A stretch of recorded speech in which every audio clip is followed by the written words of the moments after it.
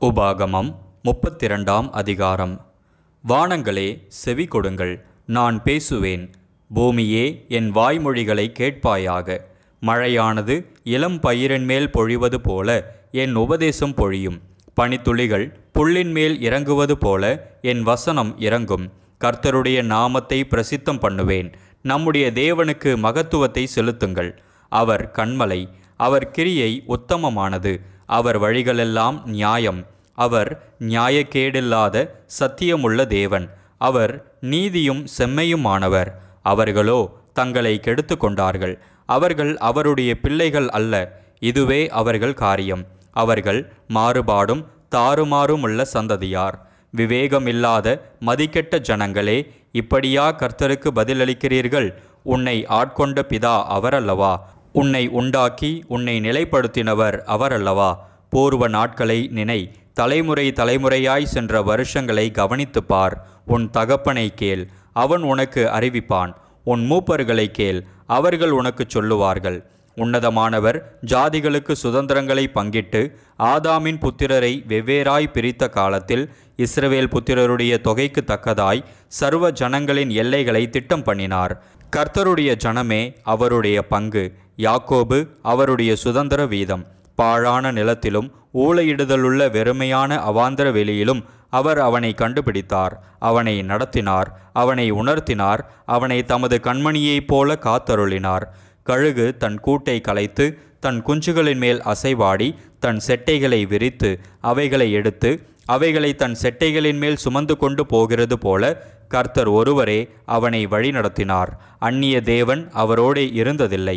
பூமியிலுள்ள உயர்ந்த ஸ்தானங்களின் மேல் அவனை ஏறிவர பண்ணினார்.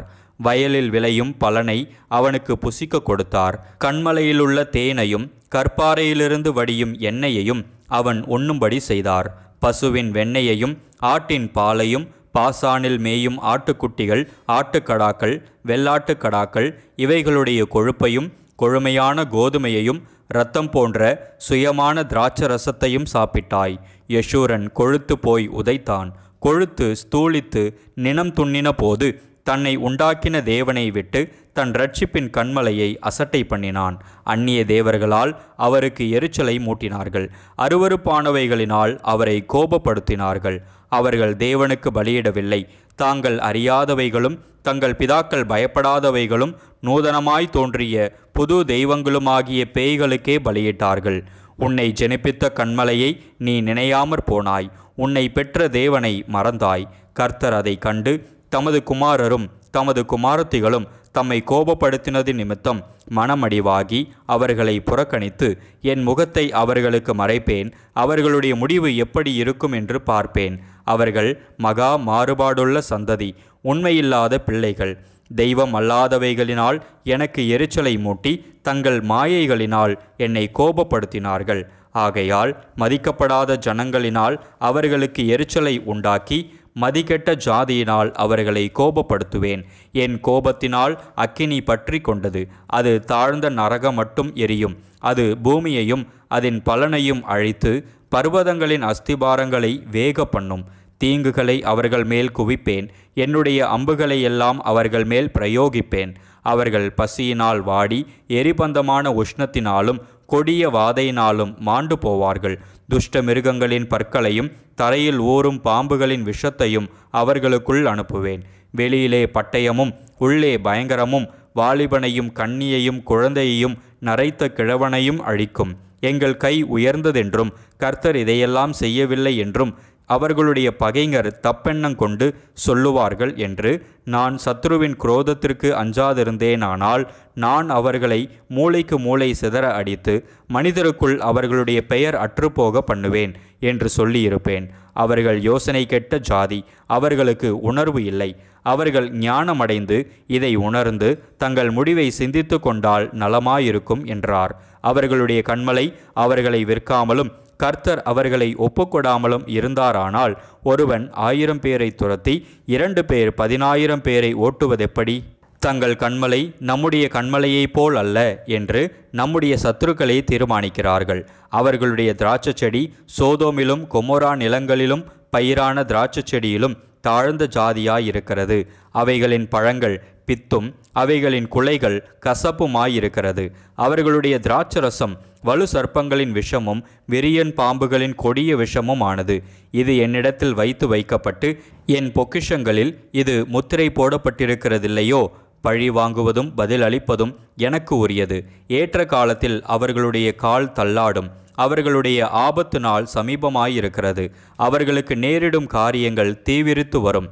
கர்த்தர் தம்முடைய ஜனங்களை நியாயம் தீர்த்து அவர்கள் பலன் போயிற்றென்றும் அடைக்கப்பட்டவர்களாவது விடுதலை பெற்றவர்களாவது ஒருவரும் இல்லை என்றும் காணும்போது தம்முடைய ஊழியக்காரர் மேல் பரிதாபப்படுவார்.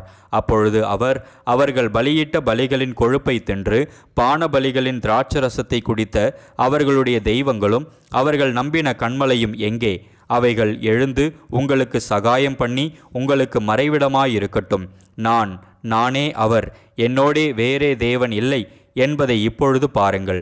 நான் கொல்லுகிறேன், நான் உயிர்ப்பிக்கிறேன், நான் காயப்படுத்துகிறேன், நான் சொஸ்தப்படுத்துகிறேன். என் கைக்கு தப்புவிப்பார் இல்லை. நான் என் கரத்தை வானத்திற்கு நேராக உயர்த்தி நான் என்றென்றைக்கும் ஜீவித்திருக்கிறவர் என்கிறேன். மின்னும் என் பட்டயத்தை நான் கருக்காக்கி என் கையானது நியாயத்தை பிடித்து கொள்ளுமானால் என் சத்துருக்களிடத்தில் பழிவாங்கி என்னை பகைக்கிறவர்களுக்கு பதில் அளிப்பேன். கொலையுண்டும் சிறைப்பட்டும் போனவர்களுடைய இரத்தத்தாலே என் அம்புகளை வெறிகொள்ள பண்ணுவேன். என் பட்டயம் தலைவர் முதற்கொண்டு சகல சத்துருக்களின் மாம்சத்தையும் பட்சிக்கும். ஜாதிகளே, அவருடைய ஜனங்களோடே கூட களி கூறுங்கள். அவர் தமது ஊழியக்காரரின் இரத்தத்திற்கு பழி வாங்கி தம்முடைய சத்துருக்களுக்கு பதிலளித்து தமது தேசத்தின் மேலும் தமது ஜனங்களின் மேலும் கிருபையுள்ளவர் ஆவார். மோசேயும் நூனின் குமாரனாகிய யோசுவாவும் வந்து இந்த பாட்டின் வார்த்தைகளை எல்லாம் ஜனங்கள் கேட்கத்தக்கதாக சொன்னார்கள். மோசே இந்த வார்த்தைகளையெல்லாம் இஸ்ரவேலர் யாவருக்கும் சொல்லி முடித்த பின்பு அவர்களை நோக்கி, இந்த நியாயப்பிரமாண வார்த்தைகளின்படியெல்லாம் உங்கள் பிள்ளைகள் செய்யும்படி கவனமாயிருக்க நீங்கள் அவர்களுக்கு கற்பிக்கும்படி நான் என்று உங்களுக்கு சாட்சியாய் ஒப்புவிக்கிற வார்த்தைகளை எல்லாம் உங்கள் மனதிலே வையுங்கள். இது உங்களுக்கு வியர்த்தமான காரியம் அல்லவே.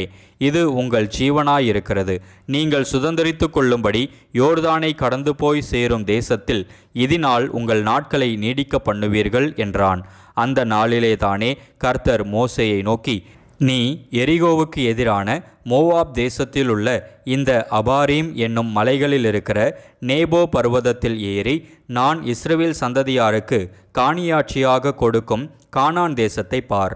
நீங்கள் சீன் வனாந்தரத்தில் உள்ள காதேசிலே மேரிபாவின் தண்ணீர் சமீபத்தில் இஸ்ரவேல் புத்திரருக்குள்ளே என்னை பரிசுத்தம் பண்ணாமல் அவர்கள் நடுவே என் கட்டளைகளை மீறினதினாலே உன் சகோதரனாகிய ஆரோன் ஓர் என்னும் மலையிலே மரித்து தன் ஜனத்தாரிடத்தில் சேர்க்கப்பட்டது போல நீயும் ஏறப்போகிற மலையிலே மரித்து உன் ஜனத்தாரிடத்தில் சேர்க்கப்படுவாய்.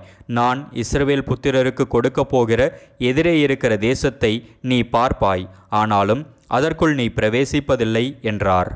உபாகமம் 33ஆம் அதிகாரம். தேவனுடைய மனுஷனாகிய மோசே தான் மரணமடையும் முன்னே இஸ்ரவேல் புத்திரரை ஆசீர்வதித்த ஆசீர்வாதமாவது, கர்த்தர் சீனாயிலிருந்து எழுந்தருளி சேயீரிலிருந்து அவர்களுக்கு உதயமானார். பாரான் மலையிலிருந்து பிரகாசித்து 10,000 பரிசுத்தவான்களோடே பிரசன்னமானார். அவர்களுக்காக அக்கினிமயமான பிரமாணம் அவருடைய வலது கரத்திலிருந்து புறப்பட்டது. மெய்யாகவே அவர் ஜனங்களை சிநேகிக்கிறார். அவருடைய பரிசுத்தவான்கள் எல்லாரும் உம்முடைய கையில் இருக்கிறார்கள். அவர்கள் உம்முடைய பாதத்தில் விழுந்து உம்முடைய வார்த்தைகளினால் போதனை அடைவார்கள். மோசே நமக்கு ஒரு நியாயப்பிரமாணத்தை கற்பித்தான். அது யாக்கோபின் சபைக்கு சுதந்திரமாயிற்று. ஜனங்களின் தலைவரும் இஸ்ரவேலின் கோத்திரங்களும் கூட்டங்கூடின போது அவர் யெஷூரனுக்கு ராஜாவாயிருந்தார். ரூபன் சாவாமல் பிழைப்பானாக, அவன் ஜனம் கொஞ்சமாயிராது என்றான். அவன் யூதாவை குறித்து, கர்த்தாவே, யூதாவின் சத்தத்தை கேட்டு அவன் தன் ஜனத்தோடே திரும்பச் சேர பண்ணும். அவன் கை பலக்க கடவது. அவனுடைய சத்துருக்களுக்கு அவனை நீங்களாக்கி விடுவிக்கிற சகாயராயிருப்பீராக என்றான். லேவியை குறித்து, நீ மாசாவிலே பரீட்சை பார்த்து மேரிபாவின் தண்ணீரிடத்தில் வாக்குவாதம் பண்ணின உன் பரிசுத்த புருஷன் வசமாய் உன்னுடைய தும்மீம் ஊரீம் என்பவைகள் இருப்பதாக. தன் தகப்பனுக்கும் தன் தாய்க்கும் நான் உங்களை பாரேன் என்று சொல்லி தன் சகோதரரை அங்கீகரியாமல் தன் பிள்ளைகளையும் அறியாமல் இருக்கிறவன் வசமாய் அவைகள் இருப்பதாக. அவர்கள் உம்முடைய வார்த்தைகளை கைக்கொண்டு உம்முடைய உடன்படிக்கையை காக்கிறவர்கள். அவர்கள் யாக்கோபுக்கு உம்முடைய நியாயங்களையும் இஸ்ரவேலுக்கு உம்முடைய பிரமாணத்தையும் போதித்து உமது சந்நிதானத்திலே தூப வர்க்கத்தையும் உமது பலிபீடத்தின் மேல் சர்வாங்க தகன பலிகளையும் இடுவார்கள். கர்த்தாவே, அவன் சம்பத்தை ஆசீர்வதித்து அவன் கை கிரியையின் மேல் பிரியமாயிரும். அவனை பகைத்து அவனுக்கு விரோதமாய் எழும்புகிறவர்கள் திரும்ப எழுந்திராதபடி அவர்களுடைய இடுப்புகளை நொறுக்கிவிடும் என்றான். பென்யமீனை குறித்து கர்த்தருக்கு பிரியமானவன் அவரோடே சுகமாய் தங்கியிருப்பான். அவனை எந்நாளும் அவர் காப்பாற்றி அவன் எல்லைக்குள்ளே வாசமாயிருப்பார் என்றான். யோசேப்பை குறித்து கர்த்தரால் அவனுடைய தேசம் ஆசீர்வதிக்கப்படுவதாக.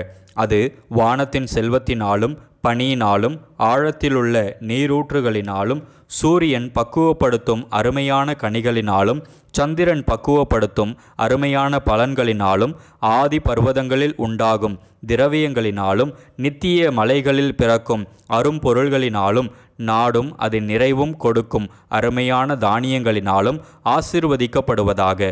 முட்செடியில் எழுந்தருளினவரின் தயை யோசேப்புடைய சிரசின் மேலும் தன் சகோதரரில் விசேஷித்தவனுடைய உச்சந்தலையின் மேலும் வருவதாக. அவன் அலங்காரம் அவன் தலையீற்று காளையினுடைய அலங்காரத்தைப் போலவும் அவன் கொம்புகள் காண்டாமிருகத்தின் கொம்புகளைப் போலவும் இருக்கும். அவைகளாலே ஜனங்களை ஏகமாய் தேசத்தின் கடையாந்தரங்கள் மட்டும் முட்டி துரத்துவான். அவைகள் எப்ராயீமின் 10,000களும் மனாசேயின் 1000களுமானவைகள் என்றான். செபுலோனை குறித்து, செபுலோனே, நீ வெளியே புறப்பட்டு போகையிலும் இசக்காரே, நீ உன் கூடாரங்களில் தங்குகையிலும் சந்தோஷமாயிரு. ஜனங்களை அவர்கள் மலையின் மேல் வரவழைத்து அங்கே நீதியின் பலிகளை இடுவார்கள். கடல்களிலுள்ள சம்பூரணத்தையும் மணலுக்குள்ளே மறைந்திருக்கும் பொருள்களையும் அனுபவிப்பார்கள் என்றான். காத்தை குறித்து, காத்துக்கு விஸ்தாரமான இடத்தை கொடுக்கிறவர் ஸ்தோத்தரிக்கப்பட்டவர். அவன் சிங்கத்தை போல் தங்கியிருந்து புயத்தையும் உச்சந்தலையையும் பீறி போடுவான். அவன் தனக்காக முதல் இடத்தை பார்த்து கொண்டான். அங்கே தனக்கு நியாயப்பிரமாணிகன் கொடுத்த பங்கு பத்திரமாயிருக்கிறது. ஆனாலும் அவன் ஜனத்தின் முன்னணியாய் வந்து மற்ற இஸ்ரவேலுடனே கர்த்தரின் நீதியையும் அவருடைய நியாயங்களையும் நடப்பிப்பான் என்றான். தானை குறித்து, தான் ஒரு பாலசிங்கம், அவன் பாசானிலிருந்து பாய்வான் என்றான். நப்தலியை குறித்து, நப்தலி கர்த்தருடைய தயவினாலே திருப்தியடைந்து அவருடைய ஆசீர்வாதத்தினாலே நிறைந்திருப்பான். நீ மேற்றிசையையும் தென் திசையையும் சுதந்தரித்து கொள் என்றான். ஆசேரை குறித்து, ஆசேர் புத்திர பாக்கியமுடையவனாய் தன் சகோதரருக்கு பிரியமாயிருந்து தன் காலை எண்ணெயிலே தோய்ப்பான். இரும்பும் வெண்கலமும் உன் பாதரட்சையின் கீழ் இருக்கும். உன் நாட்களுக்கு தக்கதாய் உன் பெலனும் இருக்கும் என்றான். யெஷூரனுடைய தேவனைப் போல் ஒருவரும் இல்லை. அவர் உனக்கு சகாயமாய் வானங்களின் மேலும் தமது மாட்சிமையோடு ஆகாய மண்டலங்களின் மேலும் ஏறி வருகிறார். அநாதி தேவனே உனக்கு அடைக்கலம், அவருடைய நித்திய புயங்கள் உனக்கு ஆதாரம். அவர் உனக்கு முன்னின்று சத்துருக்களை துரத்தி அவர்களை அழித்து போடு என்று கட்டளையிடுவார். இஸ்ரவேல் சுகமாய் தனித்து வாசம் பண்ணுவான். யாக்கோபின் ஊற்றானது தானியமும் திராட்சரசமும் உள்ள தேசத்திலே இருக்கும். அவருடைய வானமும் பனியை பெய்யும். இஸ்ரவேலே, நீ பாக்கியவான். கர்த்தரால் ரட்சிக்கப்பட்ட ஜனமே, உனக்கு ஒப்பானவன் யார்? உனக்கு சகாயம் செய்யும் கேடகமும் உனக்கு மகிமை பொருந்திய பட்டயமும் அவரே. உன் சத்துருக்கள் உனக்கு இச்சகம் பேசி அடங்குவார்கள்.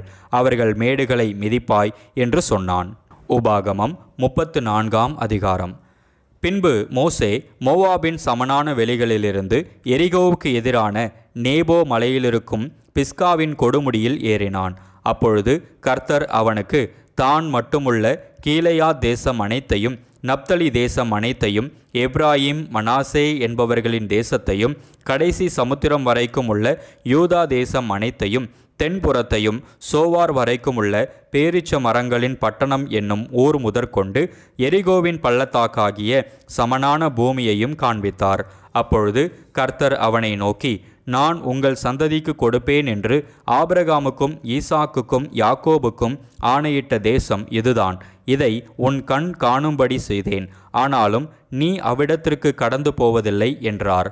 அப்படியே கர்த்தரின் தாசனாகிய மோசே மோவாப் தேசமான அவ்விடத்திலே கர்த்தருடைய வார்த்தையின்படியே மரித்தான்.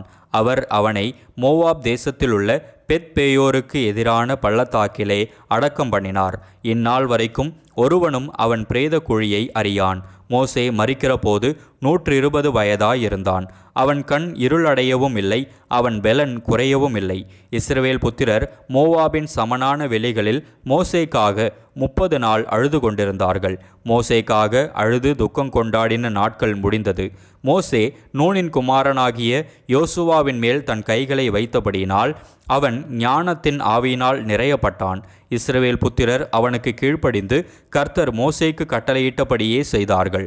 மோசே எகிப்து தேசத்திலே பார்வோனுக்கும் அவனுடைய எல்லா ஊழியக்காரருக்கும் அவனுடைய தேசம் அனைத்திற்கும் செய்யும்படி கர்த்தர் அவனை அனுப்பி செய்வித்த சகல அடையாளங்களையும் அற்புதங்களையும் அவன் இஸ்ரவேலர் எல்லாருக்கும் பிரத்தியட்சமாய் செய்த சகல வல்லமையான கிரியைகளையும் மகா பயங்கரமான செய்கைகளையும் பார்த்தால், கர்த்தரை முகமுகமாய் அறிந்த மோசேயைப் போல ஒரு தீர்க்கதரிசியும் இஸ்ரவேலில் அப்புறம் எழும்பினதில்லை என்று விளங்கும்.